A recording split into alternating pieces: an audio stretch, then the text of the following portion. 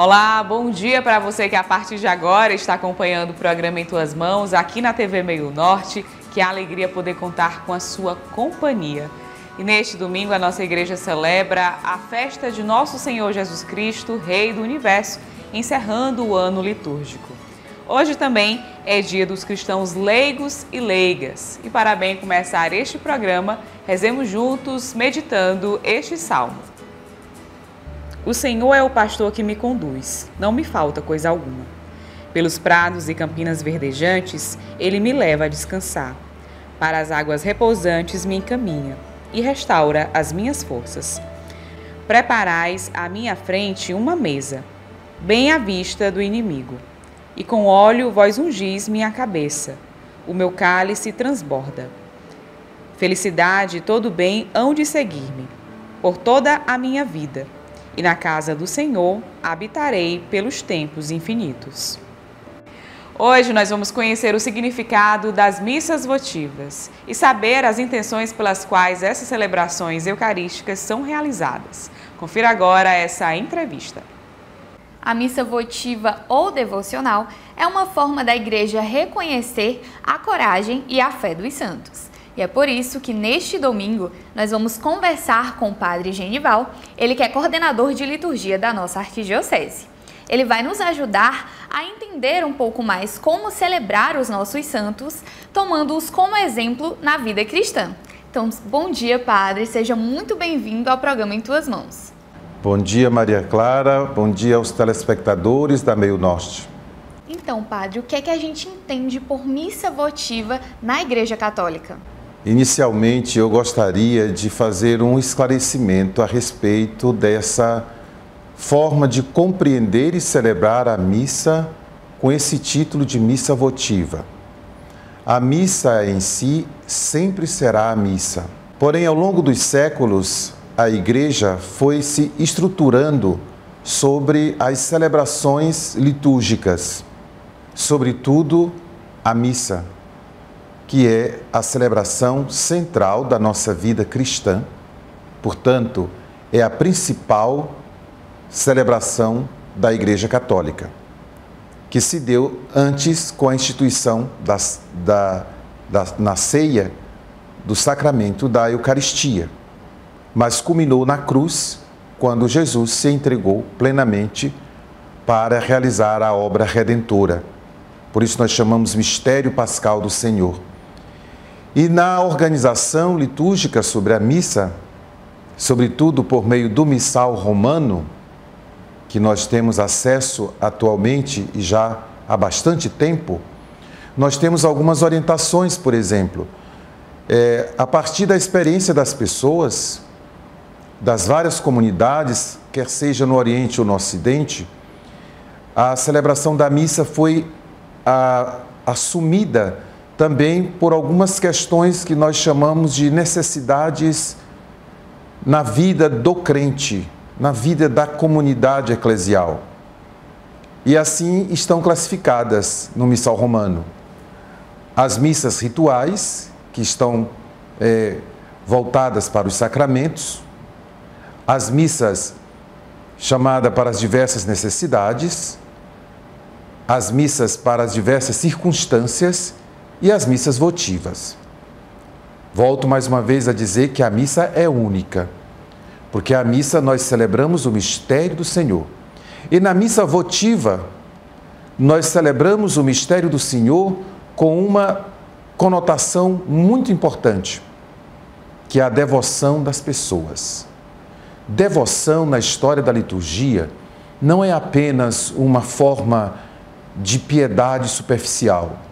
O devotio no latim significa dedicação. Então, uma celebração que recebe toda a dedicação das pessoas é uma celebração com devoção.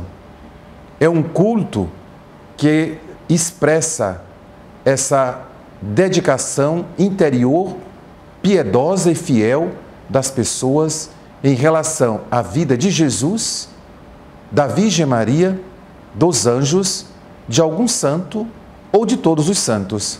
Assim está no missal romano. Como a gente pode falar das missas votivas a partir do Concílio Vaticano II?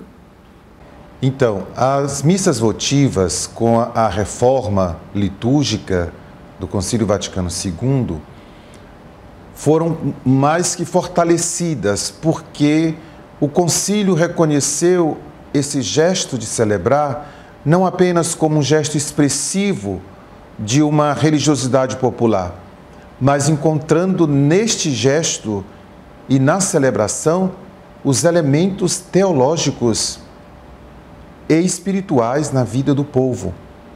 Portanto, o Concílio Vaticano II ele reafirma a importância da missa votiva na vida dos fiéis, exatamente como essa possibilidade de favorecer a devoção do povo fiel ao mistério sublime da nossa fé, que é a Eucaristia, auxiliado pelos santos e santas, que nós sabemos que a devoção também se liga muito aos santos e às santas, mas não se pode perder a essência do mistério, que é Jesus. Padre, existe alguma determinação da missa votiva na Igreja Católica? Sim, nós podemos dizer que a Igreja, ao longo dos séculos, ela teve sempre o cuidado de organizar bem a celebração do mistério do Senhor. E, sobretudo, através dos livros litúrgicos. Dentre eles, o nosso Missal Romano, da terceira edição típica para o Brasil, que traz na sua instrução geral a seguinte orientação e determinação. As missas votivas sobre os mistérios do Senhor ou em honra da bem-aventurada Virgem Maria, dos anjos e de algum santo e de todos os santos, podem ser celebradas para favorecer a devoção dos fiéis nos dias de semana do tempo comum. Isso significa dizer que são dias onde não ocorrem memórias obrigatórias na igreja. Se houver uma memória facultativa, não há nenhuma proibição para que se celebre a missa votiva naquele dia. Que a missa votiva, ela tem o rito próprio, no sentido de dizer, porque é de acordo com o santo ou a santa que as pessoas querem, naquele dia, celebrar o mistério pascal de Jesus. Então, a Igreja destaca sobretudo que nos tempos do Advento, Natal, Quaresma e Páscoa, não se celebre as missas votivas, porque são os momentos mais fortes da nossa liturgia cristã católica e que são, por assim dizer, o centro da celebração do mistério do Senhor, onde sobressai, sobretudo, o mistério do Senhor. Recordamos também que no domingo, que é o dia por excelência do Senhor, não se é permitido celebrar a missa votiva. São dias do tempo comum e durante a semana. Não se refere ao domingo. Qual a relação das missas votivas com a liturgia? Então, a missa votiva, que está ligada à devoção dos fiéis e, sobretudo, a essa expressão de piedade, ela está profundamente ligada à liturgia da Igreja. Inclusive, a liturgia da Igreja reconhece como uma riqueza estas várias expressões do povo de Deus.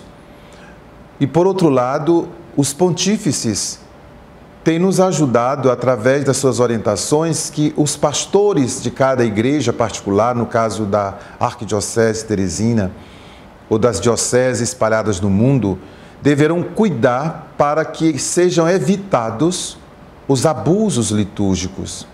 Porque a gente sabe que a expressão popular do povo de Deus, embora seja movido pela fé, ela às vezes corre o perigo de cair no que nós chamamos abuso litúrgico, ou seja, desconsiderar a importância do mistério central da nossa fé, que é a Santa Missa.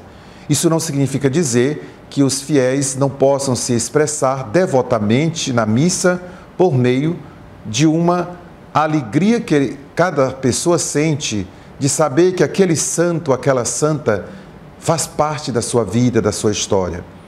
Por isso, a liturgia, com muita sabedoria, também tem trabalhado a questão da religiosidade popular do povo de Deus, da piedade popular. Isso significa dizer que a liturgia, ela abraça estas expressões, mas, ao mesmo tempo, ela cuida para que não seja desviado o olhar do povo de Deus da centralidade da nossa fé, que é o mistério pascal de Jesus.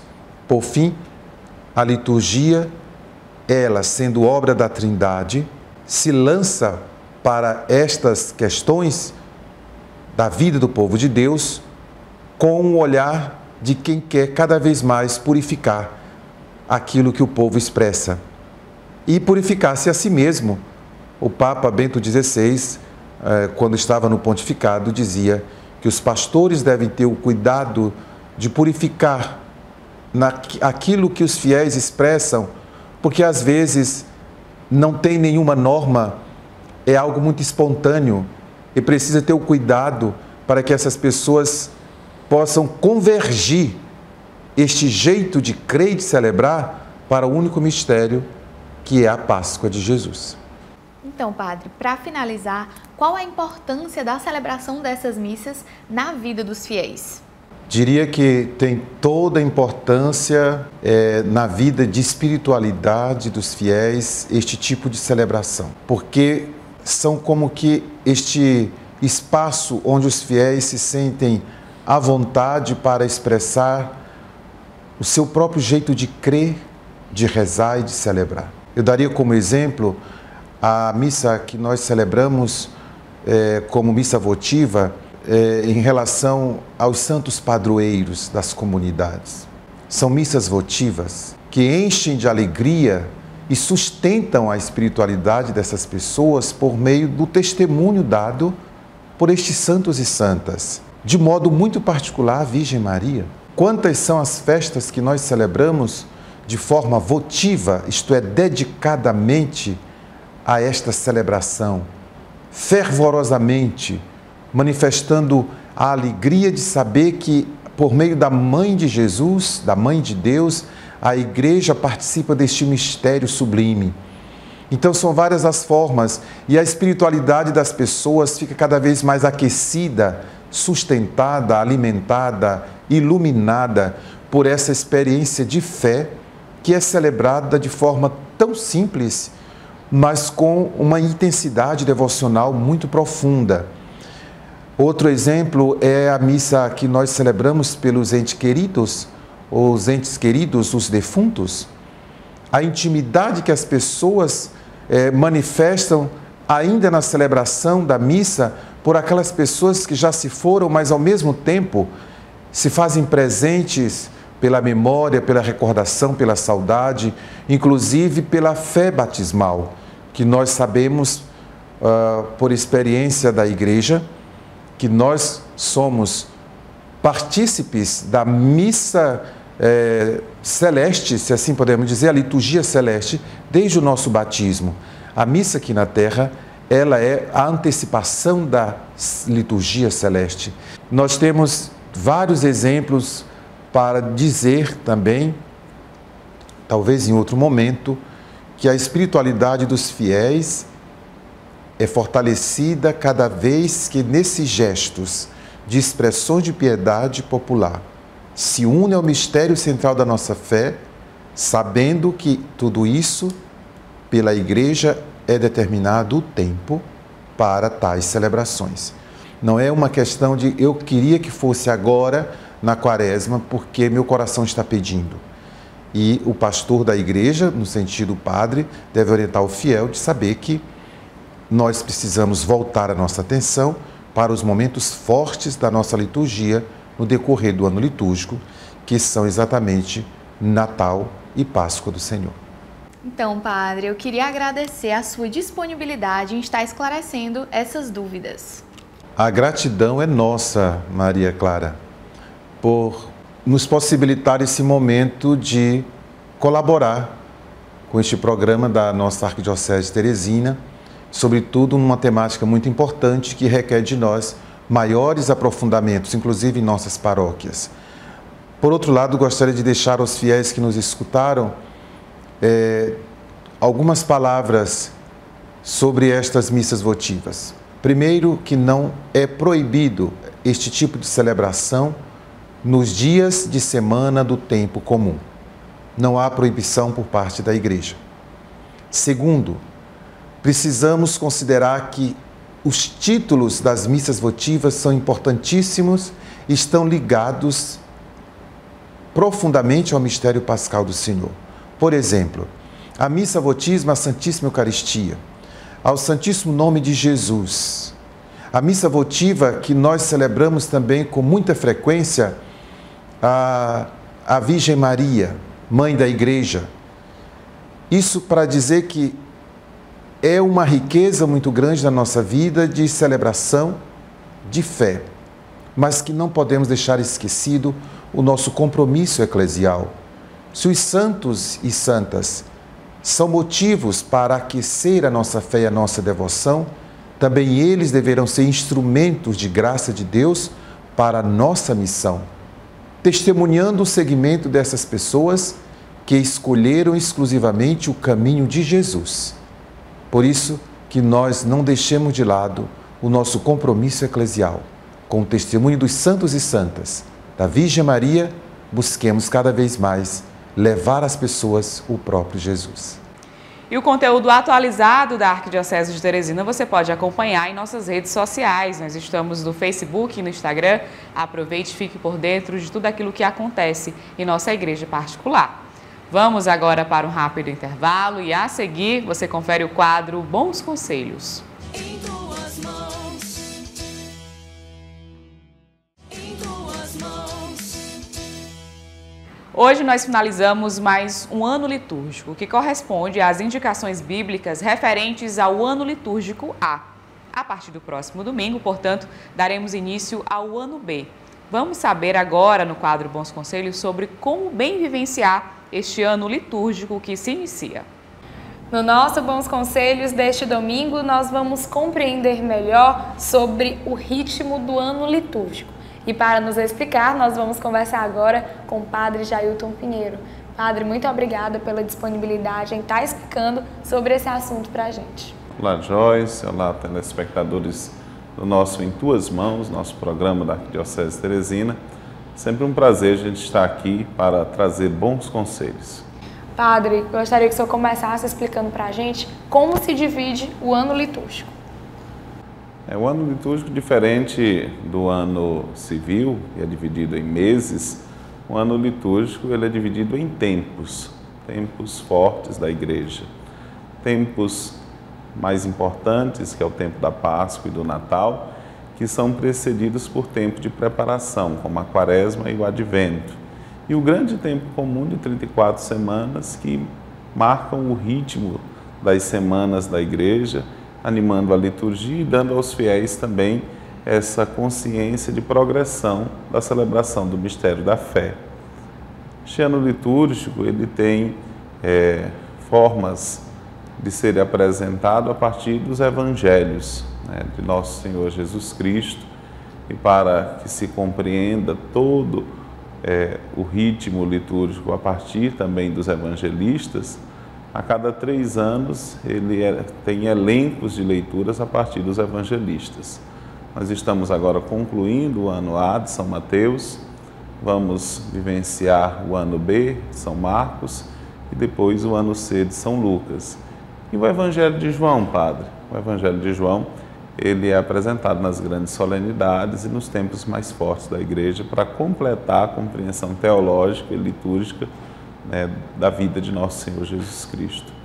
Assim, ele vai dando o ritmo entre as grandes festas, mas também vai dando o ritmo a partir dos evangelhos. Padre, e qual a diferença entre o ano litúrgico A, B e C?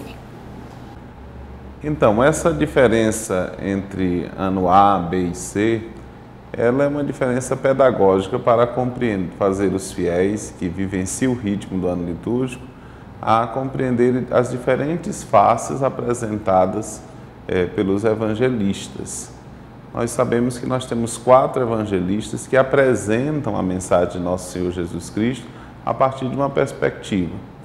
O ano A, de São Mateus, uma perspectiva para a evangelização dos judeus. São Marcos, ele tem uma perspectiva mais para o mundo pagão. O Evangelho de São Lucas já é uma perspectiva para aquela realidade já de uma igreja estabelecida nas grandes cidades e de uma forma como comunidade já nascente, que já compreende o mistério de Cristo mais celebrado, mais humano. Então, a igreja aproveita para, nestes anos A, B e C, apresentar esses rostos do Evangelho, como ele foi construído, e essa realidade também a partir do Evangelho de São João, que vai ocupando, né, as principais solenidades. Então, não significa dizer que há diferença, há perspectivas diferentes de olhar o mesmo mistério, para que nós possamos compreender o mistério de Cristo a partir das várias posturas, né, que os evangelistas foram, né, tendo a partir do mistério de Cristo, o mistério celebrado. E isso muda nas celebrações dominicais, porque nós vamos ali caminhando a perspectiva daquele evangelista, né, como São Mateus vê o mistério de Cristo, como a comunidade, né, de São Marcos vê, São Lucas, e enfim, o mistério de Cristo é apresentado como um todo durante 3 anos, que é como está nos direcionado o lecionário, o elenco de leituras da igreja. Para o ano de 2024, nós iremos vivenciar o ano litúrgico B, dedicado ao Evangelho de Marcos. O que nós temos a aprender com esse evangelista? O evangelista São Marcos apresenta um Jesus mais humano, mais próximo das situações conflitantes da vida, onde a gente pode encontrar respostas para os nossos sofrimentos e um Deus que se interessa pela humanidade, olhando o seu sofrimento, acolhendo as suas dores, trazendo uma perspectiva muito mais de proximidade. Então, este Evangelho de São Marcos, além de ser um curto evangelho, é um evangelho de Jesus mais atuante nas misérias e nas dificuldades do povo. E quais são os exercícios espirituais que nós, enquanto cristãos, podemos, né, realizar durante esse ano litúrgico B?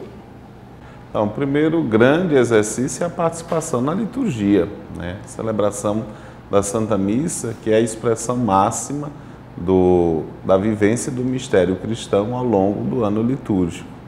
Essa participação na Santa Missa, a cada domingo, a Igreja renova o mistério da ressurreição do Senhor, o celebra a partir da vivência da comunidade e da perspectiva do evangelista.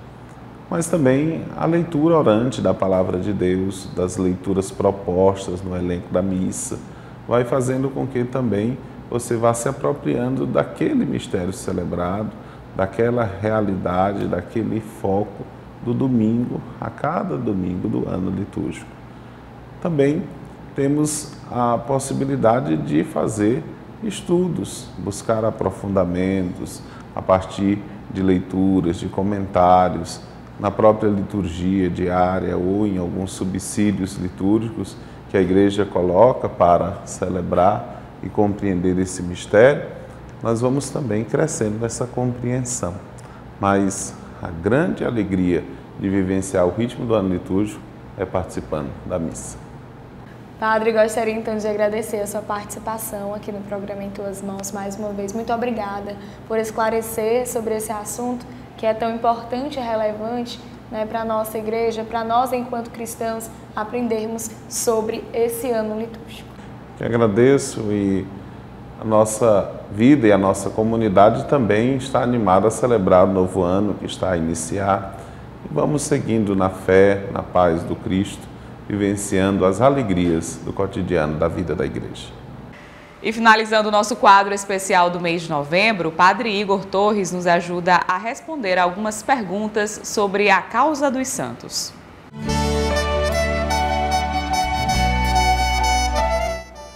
Encerrando o quadro Causa dos Santos, no programa Em Tuas Mãos, vamos responder às últimas questões feitas por alguns seguidores.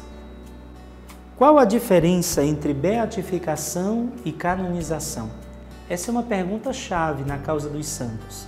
Beatificação é aquele reconhecimento concedido pelo Santo Padre para que um servo de Deus seja venerado no território onde viveu, ou seja, naquelas dioceses onde trabalhou.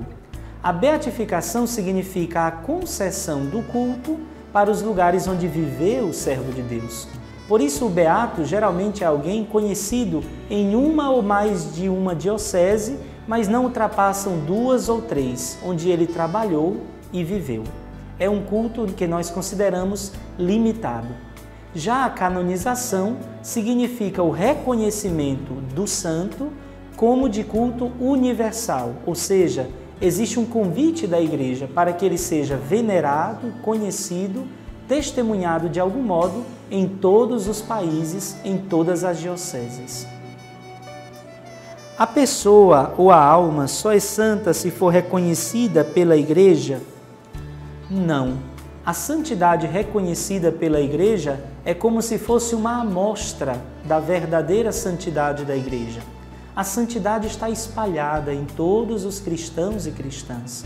Nós mesmos conhecemos aqueles santos que o Papa Francisco chama da porta ao lado, que estão perto de nós, para quem nunca foi feito um processo de beatificação, mas que deram um íntegro testemunho da fé.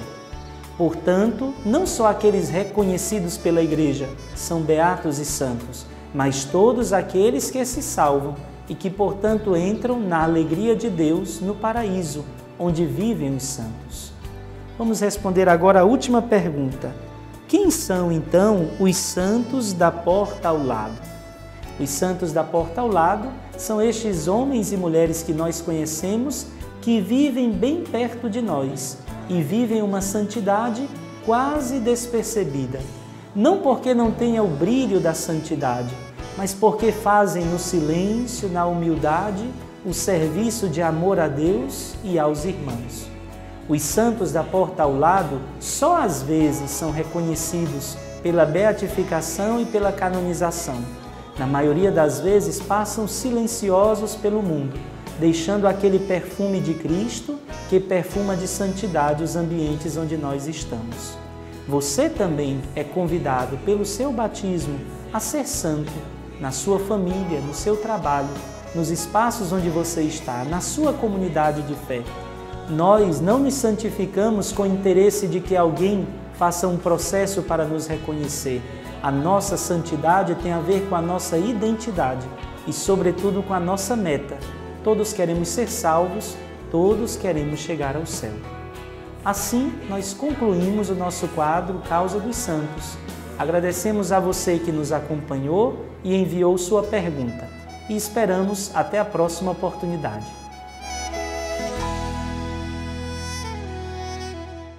E todo o conteúdo exibido aqui no programa Em Tuas Mãos está disponível também em nosso canal no YouTube. Lá você pode se inscrever, curtir, comentar e compartilhar o nosso conteúdo com quem você desejar. E além disso, de segunda a sexta, a partir das 11 horas da manhã, acompanhe também o programa Em Tuas Mãos no rádio, na Rádio Pioneira de Teresina, 88.7.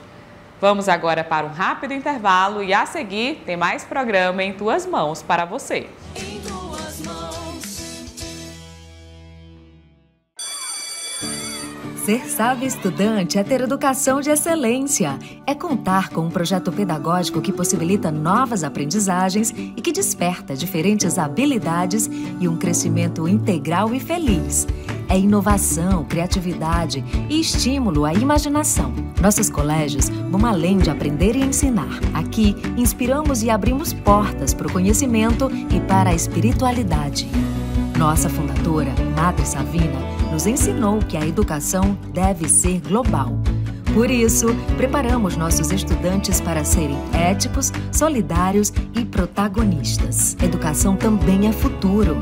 Na jornada do aprendizado, acompanhamos os desafios dos novos tempos. São estruturas atuais, confortáveis e os mais modernos recursos tecnológicos. Nos nossos colégios, não basta saber. É preciso explorar, expressar e brincar. Cada estudante lê o mundo e escreve a própria história. Rede Saviniana, um compromisso com a educação, a espiritualidade e a vida.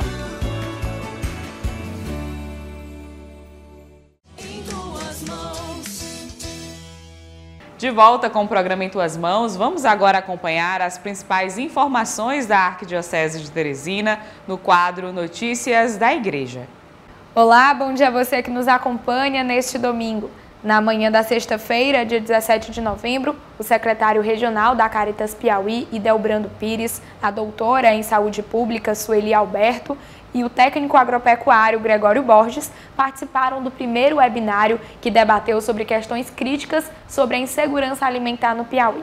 A transmissão foi promovida pela TV Nestante em parceria com a Arquidiocese de Teresina e teve como tema principal insegurança e soberania alimentar no Piauí, o que fazer, permitindo que os participantes entendessem mais sobre as complexidades da insegurança alimentar e participassem de uma discussão interativa a fim de explorar estratégias que alcancem a soberania alimentar. No sábado, dia 18 de novembro, agentes de pastoral e integrantes do clero arquidiocesano estiveram reunidos no auditório Paulo VI para participarem da reunião ampliada do Conselho Arquidiocesano de Pastoral. Vamos conferir.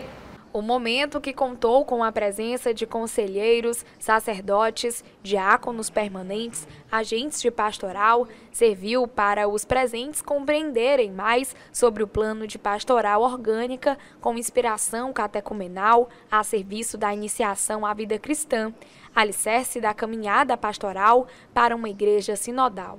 O arcebispo de Teresina também participou do encontro e, na oportunidade, proferiu algumas palavras aos participantes. Dom Juarez fala sobre o objetivo geral dessa reunião de Conselho de Pastoral.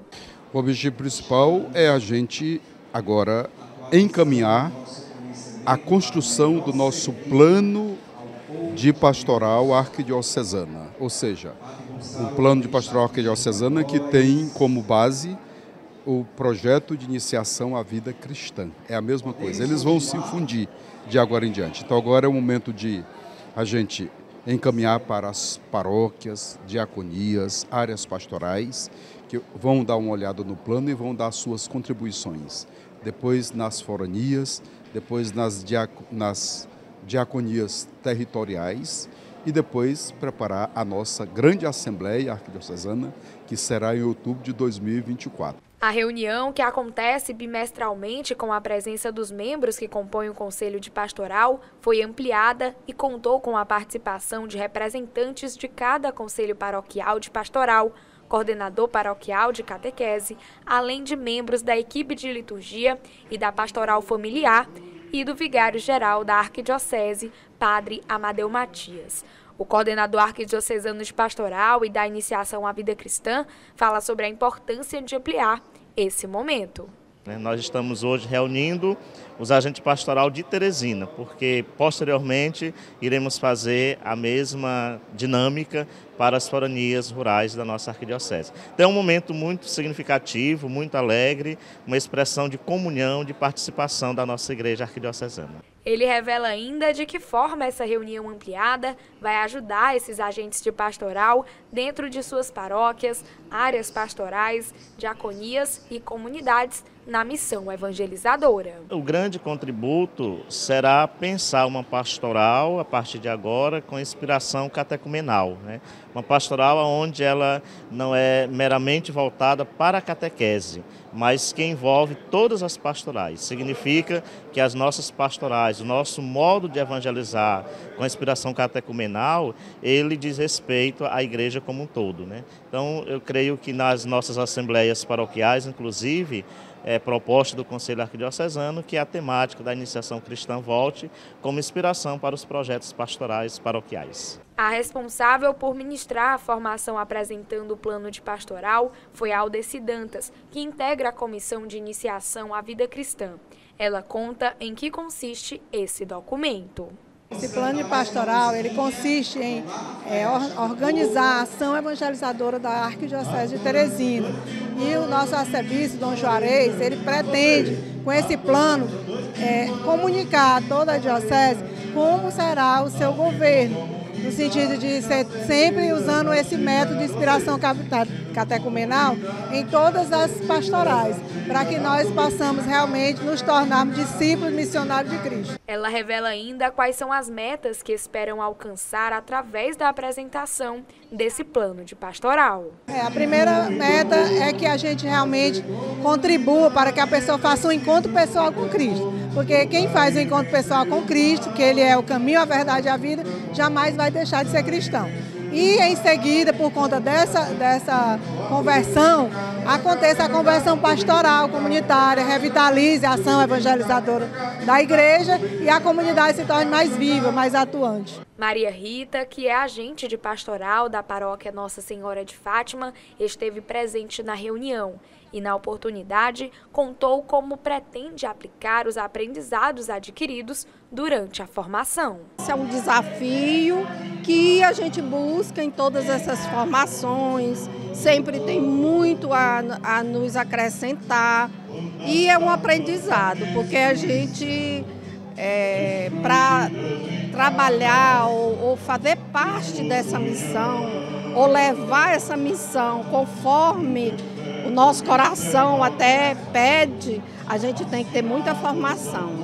A gente tem que compartilhar com as outras igrejas, com as outras paróquias, com as pessoas que já têm uma caminhada mais longa, né, há muito tempo. Então é isso que a gente sempre busca nas formações aqui. Eu gosto muito de participar e incentivar os nossos catequistas, e não só os catequistas, mas todas as comunidades da igreja. A Fiel Liege, que é coordenadora de pastoral da paróquia Menino Jesus de Praga, no bairro Saci, conta como pretende repassar o conteúdo apresentado durante a formação. A ideia é poder socializar com todos, né, fazer essa disseminação do que foi abordado aqui, para que todas as pastorais possam ter o conhecimento e, a partir daí, ver a possibilidade de formações, né, como eles estão propondo aqui, formações que deem continuidade e possam integrar melhor, né, todas as pastorais na iniciação, né, de uma forma mais única, né, como é a proposta. Quem também participou da reunião foi a agente de pastoral da catequese da paróquia Nossa Senhora da Vitória. Ela fala sobre o que mais chamou sua atenção durante esse momento formativo. O que mais chamou a atenção foi o conhecer a Cristo, porque não adianta eu ser uma catequista e não mostrar para meus catequizandos o Cristo, o verdadeiro Cristo vivo, que é a água viva da fonte que nós temos que beber para nos sustentar espiritualmente. O que se espera a partir de agora é que esses agentes possam pensar em uma pastoral que não é meramente voltada para a catequese, mas que envolve todas as pastorais, modificando o modo de evangelizar. E finalizando as visitas episcopais em Teresina, o arcebispo visitou no último domingo, dia 19, a paróquia Nossa Senhora de Lourdes, pertencente à Forania Sul 1. Na ocasião, Dom Juarez presidiu a Santa Missa pelo Dia Mundial dos Pobres e, na oportunidade, se reuniu com os membros do Conselho da Paróquia, onde pôde ouvir os avanços e desafios enfrentados por eles nessa missão evangelizadora. Na última quinta-feira, dia 23 de novembro, a Ação Social Arquidiocesana, ASA, sediou o 4º Fórum Piauí de Inclusão, com o objetivo de debater e refletir sobre a inclusão de pessoas com deficiência no mercado de trabalho. Vamos conferir mais detalhes nesta matéria. Com o tema Desvendando Caminhos para a Inclusão de 353 mil piauienses, o evento teve início às 9 horas da manhã no auditório Paulo VI e reuniu líderes de opinião, ativistas, o poder público, entidades da sociedade civil e empresas para debater, propor e implementar estratégias efetivas que garantam direitos, oportunidades e inclusão para pessoas com deficiência. A coordenadora do 4º Fórum de Inclusão e Acessibilidade fala sobre o objetivo desse dia formativo. Nós temos um grupo que trabalha e avalia sempre o processo de inclusão da pessoa com deficiência. E uma vez por ano nós temos um encontro presencial, que esse ano é aqui no auditório da ASA, onde nós estamos, com o tema empregabilidade, tradicional ao emprego apoiado, que é o emprego customizado para atender a pessoa com deficiência com suporte 2 ou 3, ou seja, para nós não existe a questão da deficiência mais leve ou mais severa, existe a pessoa com deficiência e a customização desse emprego, dessa vaga de emprego, para a superação das barreiras específicas para cada um. O coordenador do serviço Levanta-te Vem para o Meio também foi um dos responsáveis pela articulação do evento. Na oportunidade, ele falou sobre como o atendimento a essas pessoas com deficiência é realizado por eles. O serviço Levanta-te Vem para o Meio ele atua de diversas formas. primeiro oferecendo cursos de qualificação profissional. Ele atua também auxiliando, sendo ponte entre o usuário, a pessoa com deficiência, e as empresas que precisam cumprir a lei de cotas.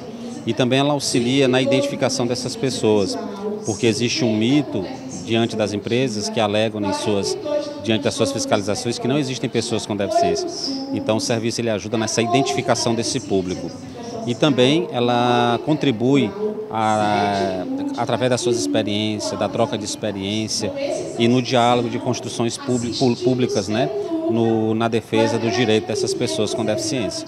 Ele explica ainda como acontece o processo de inclusão das pessoas assistidas pelo serviço Levanta-te Vem para o Meio no mercado de trabalho. As empresas que precisam cumprir a cota, primeiramente elas entram em contato conosco, né, ou são encaminhadas para o serviço através dos auditores que fiscalizam essas empresas. E aí como é que se dá esse processo? Primeiramente, a empresa ela tem que nos fornecer um perfil da vaga, porque a gente não faz a busca de maneira aleatória, né, de maneira sem saber para onde é que a pessoa vai. Então a gente procura o recrutamento e a seleção dessas pessoas para vagas concretas. Então é mediante esse perfil que nós fazemos o recrutamento, a seleção, a avaliação médica, levantamento de documentação, o encaminhamento. Se essa pessoa é uma pessoa surda, a gente disponibiliza o intérprete de Libras para fazer a entrevista. A empresa ela fica ciente de, à medida que ela aceita a nossa metodologia, ela tem que nos dar um retorno das pessoas que não foram contratadas, não é? Porque é um momento pedagógico onde a gente vai trabalhar aqueles pontos que a empresa identificou que fez com que ela não contratasse essa pessoa, né, para que a gente traga a pessoa de volta ao serviço e façamos um treinamento, uma qualificação em cima desses pontos.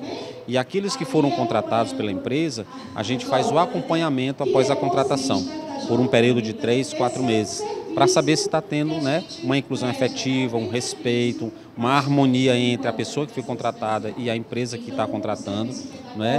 E além disso, a gente ainda disponibiliza palestras de sensibilização, que é aqueles momentos quando a empresa ela não sabe como lidar com essa pessoa dentro do seu quadro de funcionários. Então a gente também disponibiliza essa palestra para a empresa. O fórum contou com o apoio de inúmeras pessoas, dentre elas palestrantes locais e de outros estados que abordaram sobre temáticas atuais envolvendo o trabalho de pessoas com deficiência no mercado de trabalho. O psicólogo e consultor em emprego apoiado, Alexandre Beth, que é referência internacional, foi um dos conferencistas do evento. Ele fala sobre a importância de discutir a temática do emprego apoiado. Então, a importância é para ampliar e qualificar o processo inclusivo. Como eu coloquei na palestra, assim, sem o emprego apoiado, fica faltando um pedaço aí da inclusão, né? Então, pessoas ficam de fora do trabalho, da questão da empregabilidade, pela não existência da metodologia. Ele revela ainda como essa metodologia ajuda a cada vez mais inserir essas pessoas no mercado de trabalho. Ela ajuda porque ela individualiza o processo, ela entende melhor as barreiras que essas pessoas estão enfrentando e faz uma proposta bem assertiva para modificar essa situação. Então ela conhece bem a pessoa, customiza a relação com a empresa e acompanha. Então isso possibilita que dê certo. Quem também palestrou durante esse 4º Fórum de Inclusão e Acessibilidade foi o advogado Saulo, membro da Comissão da Pessoa com Deficiência da OAB. Ele fala sobre a importância de debater sobre a adaptação razoável do trabalho de pessoas com deficiência. O trabalhador, pessoa com deficiência, tem direito ao chamado adaptação razoável no ambiente de trabalho, que são todas as adaptações necessárias para aquele trabalhador atuar com inclusão no ambiente de trabalho. Isso se dá como redução de metas, a redução da jornada de trabalho. E a novidade legal é que o Estatuto da Pessoa com Deficiência define que o empregador, aquele responsável que negar a adaptação razoável, comete crime. Ou seja, percebemos que esse campo dos direitos das pessoas com deficiência superou a mera atividade trabalhista e já adentrou no campo penal. Tudo isso no chamado combate ao capacitismo.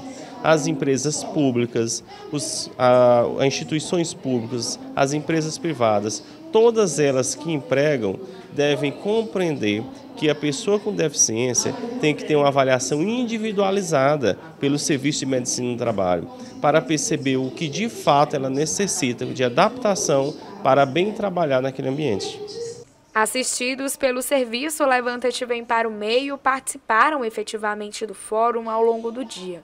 Rutineia, de apenas 18 anos, já busca maneiras para ser inserida no mercado de trabalho e buscou há 2 meses o serviço para alcançar o seu objetivo. Ela fala como vê esse apoio. Eu vejo de uma forma muito importante, porque o serviço ele abraça muito a pessoa com deficiência e inclui ela no mercado de trabalho. Tanto o apoio psicológico por conta da minha deficiência e o apoio emocional, a convivência que a gente está tendo. No curso, eles incentivam muito a gente, para mesmo que quando o curso acabe, a gente procura adquirir conhecimento. A coordenadora do 4º Fórum de Inclusão e Acessibilidade faz ainda uma avaliação da realização do evento deste ano. O fórum desse ano está maravilhoso, superando expectativas mesmo, porque é um tema que para o Piauí é muito novo. Essa é a primeira vez que nós temos um consultor mestre em emprego apoiado, que é o Alexandre Betti.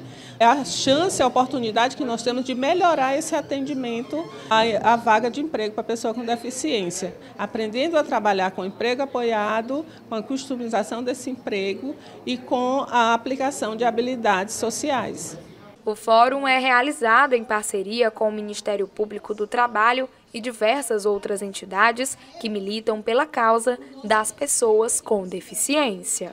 E essas foram as notícias da Arquidiocese de Teresina desta semana para você.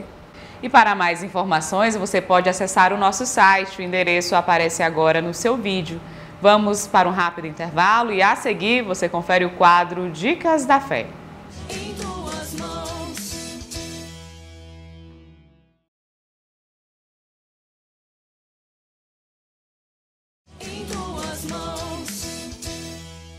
De volta com o programa Em Tuas Mãos, confira agora a nossa dica de leitura para este domingo no quadro Dicas da Fé, que é um oferecimento da Livraria Nova Aliança. Venha conhecer as novas instalações da Livraria Nova Aliança, que está com a estrutura renovada para te receber. Aqui você encontra livros, imagens, artigos religiosos, arte sacra, objetos litúrgicos e muito mais. Localizada na Rua Olavo Bilac, 1259, no centro, telefone 3221-6793.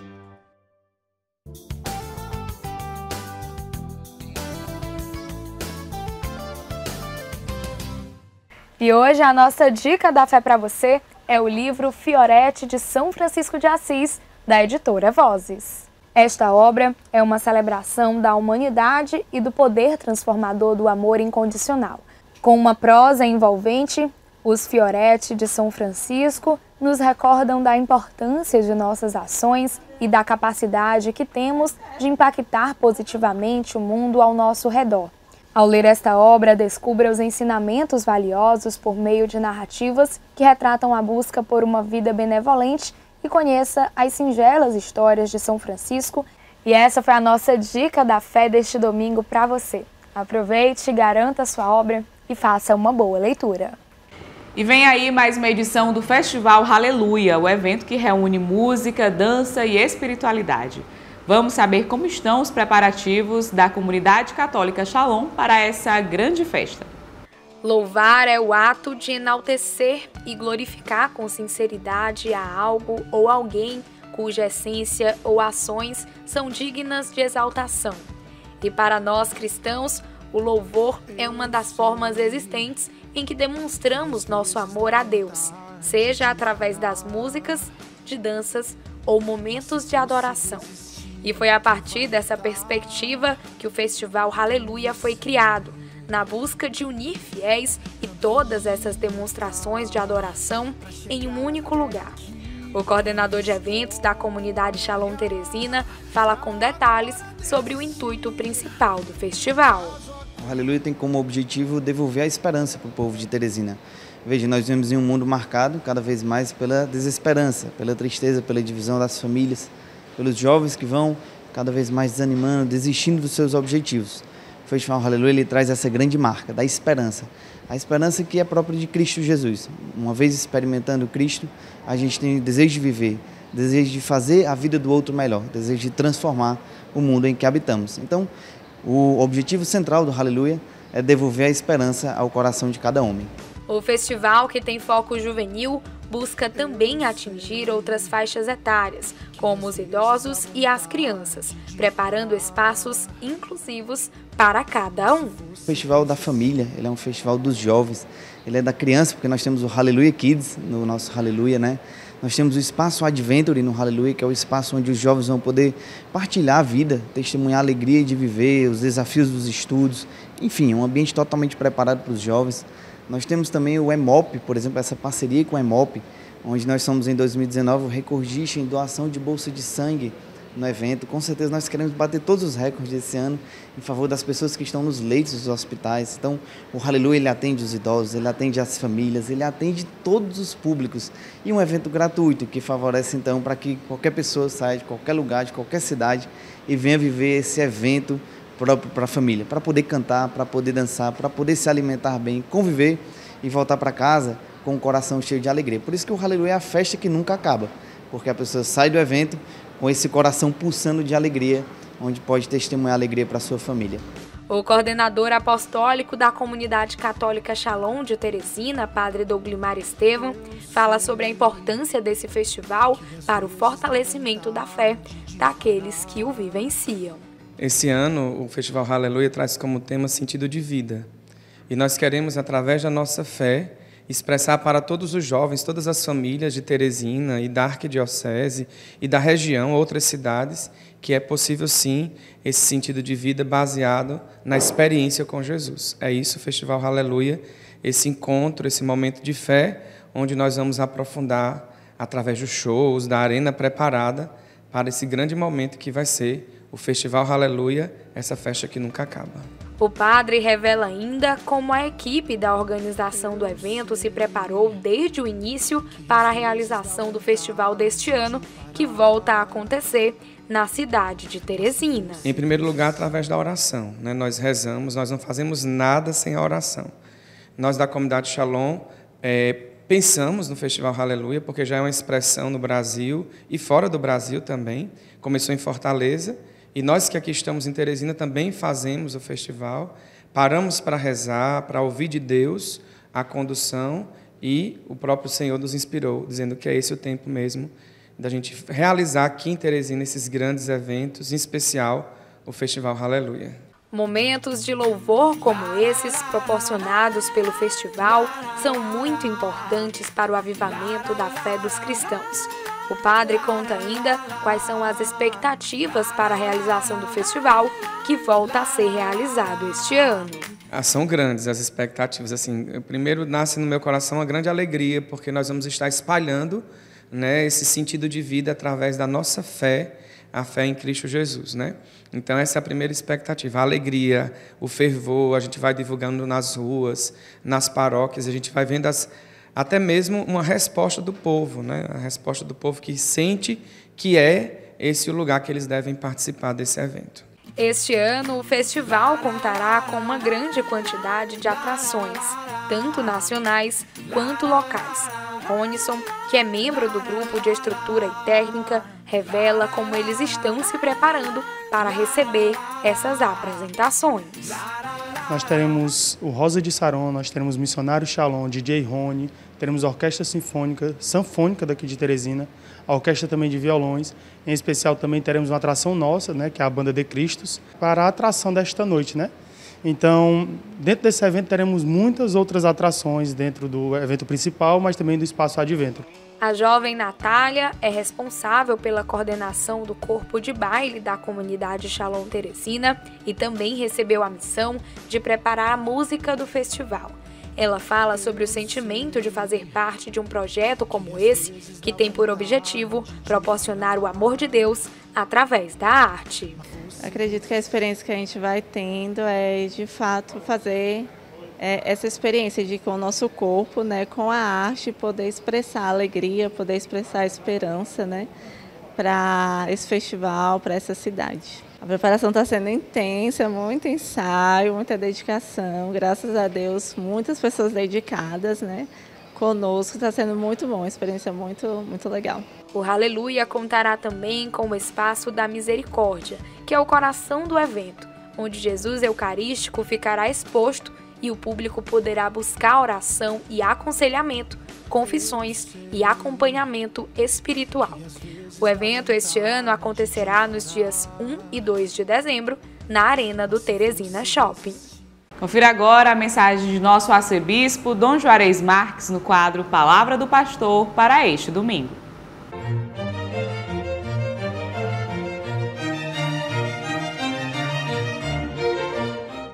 Olá, querido irmão e querida irmã, trago aqui até você uma palavra de fé e de vida. O Senhor esteja convosco, Ele está no meio de nós.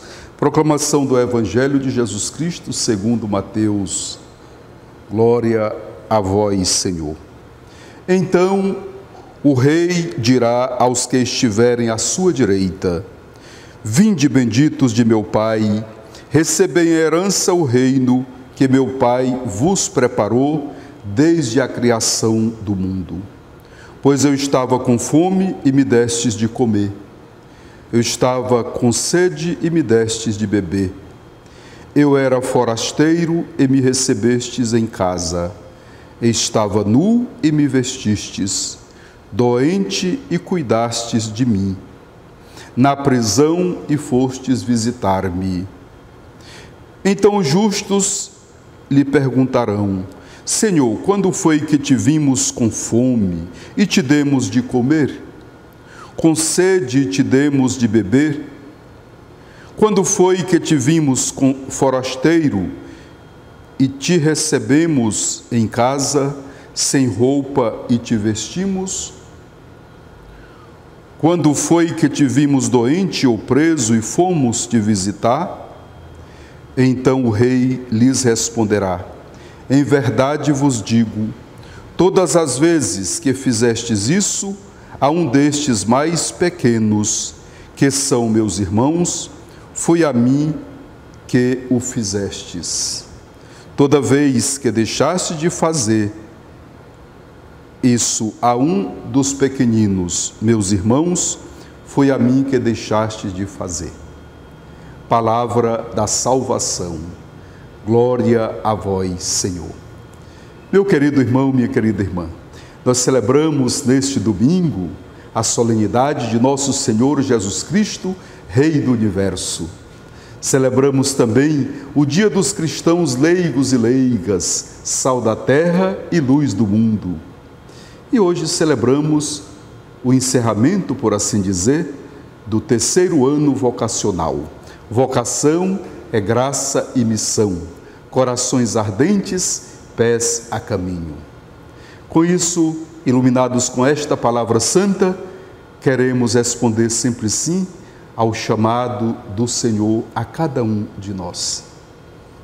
O Evangelho de hoje mostra o julgamento final, ou seja, o julgamento das nações. Todos seremos julgados um dia. E seremos julgados primeiramente pela nossa fé em nosso Senhor Jesus Cristo. Fé que deve se traduzir em obras, em ações. Primeiramente a fé. Fé que se torna amor, misericórdia, compaixão. A fé em Cristo Jesus significa o seguimento à sua pessoa, para realizar as obras que Ele realizou.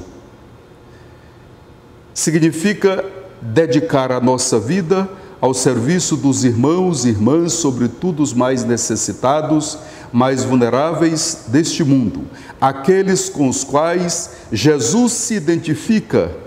Ele diz: eu estava com fome, me deste de comer. Ele se identifica com os pequeninos, com os sofredores deste mundo.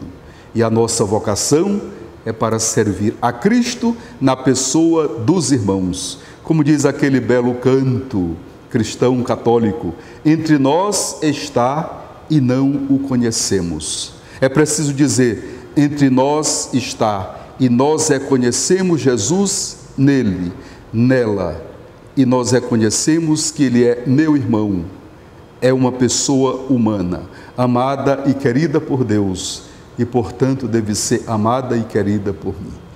Que possamos sempre responder sim ao nosso chamado, ao seguimento de nosso Senhor Jesus Cristo, à imitação das suas ações.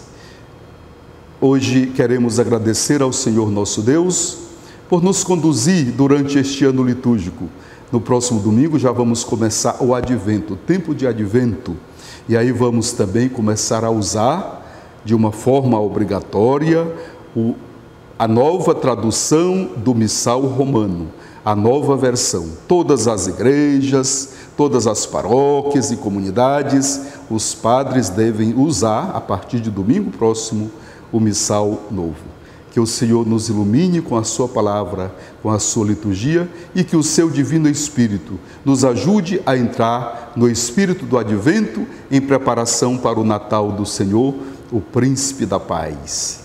Que o Senhor nos abençoe e nos guarde, nos conceda uma semana abençoada. Em nome do Pai, do Filho e do Espírito Santo. Amém. E chegamos ao final de mais uma edição do programa Em Tuas Mãos. A você, muito obrigada pela companhia. Nos acompanhe nas nossas redes sociais e até o próximo domingo. Vivemos contigo.